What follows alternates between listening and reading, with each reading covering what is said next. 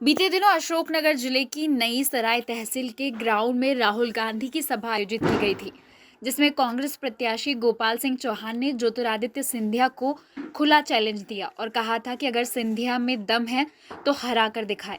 जब इस संबंध में चंदेरी के कांग्रेस प्रत्याशी से बात की गई तो उन्होंने बताया कि शुरुआत हो चुकी है, अब जनता ही तय करेगी किसको जिताना है, किसको हराना है। उन्होंने बताया कि चंदेरी में विकास कार्य सिर्फ और सिर्फ सिंधिया की वजह से ही नहीं हो पाए हैं।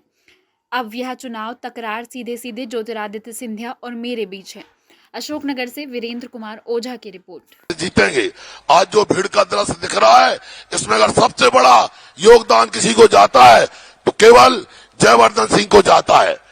उन्होंने गांव को सिंधिया जी के जाने के बाद माननीय जयवर्धन सिंह जी ने गांव जाकर नुक्कड़ सभाएं की, कार्यकर्ताओं को वापस किया, घर बुलाया, हाँ कांग्रेस की सदस्यता दिलाई। हजारों लोगों को जयवर्धन सिंह जी ने कांग्रेस की सदस्यता दिलाई। आज जो सब जन समुदाय दिख रहा है, अगर सबसे ज्यादा योगदान इस जन समुदाय को दिखने में है तो आदरणीय जयवर्धन सिंह जी को है। और राजा साहब ने जो गरीब हरिजन, गरीब दलित आदिवासियों को पट्टे दिए थे, वो आज जन समुदाय दिख रहा है। आप बताइए, मैं पट्टे की बात गलत तो नहीं कह रहा हूं, हाथ उठाकर आप बताइए, जो गरीब वर्ग है।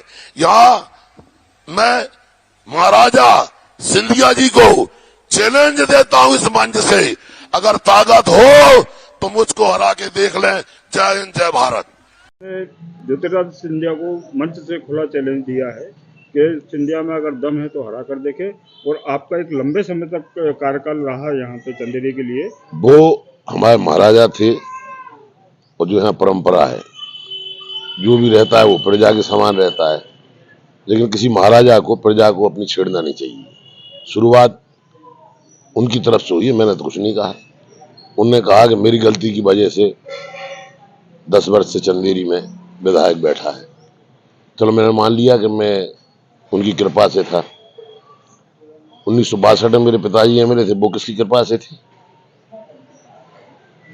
आज जो आपके चंदेरी में कोई इमरजेंसी घटना हो जाती है तो उसके लिए उन लोगों को बाहर जाना पड़ता है, तो ऐसी मेडिकल क्षेत्र में आपने क्या व्यवस्था? इसके पूर्ण रूप से दोषी सिंधिया जी हैं। उनकी मर्जी के बगैर यहाँ पत्ता नहीं हिलता था।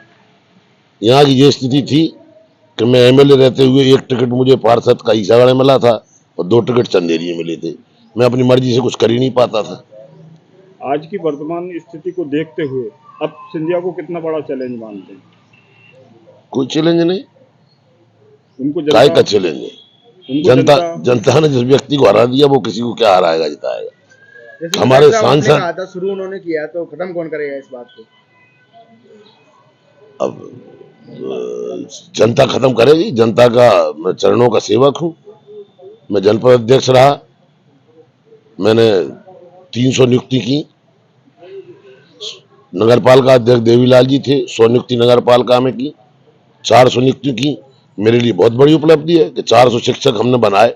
लोग 4-4, 6-6 बार, 8 बार मंत्री बनते हैं, 10 आदमी नहीं लगा पाते। मैंने 400 मास्टर बनाए। जनपद अध्यक्ष रहते हुए कम से कम 2 दर्जन पंचायत सचिव बनाए। और एक नए पैसे का मेरे ऊपर आरोप लगाओ तो बताओ, आज मैंने विधायक निधि बांटी। एक भी सरपंच अगर कह दे कि मुझसे 1 रुपया कमीशन लिया तो एक भी वोट जनता मुझे ना दे। आप अपनी जीत को कितने हद तक, कितने % तक मानते हैं? मैं जनता के चरणों का सेवक हूं। मैं जीतूंगा और जो हराने की बात कर रहा है उनकी नींद उड़ जाएगी।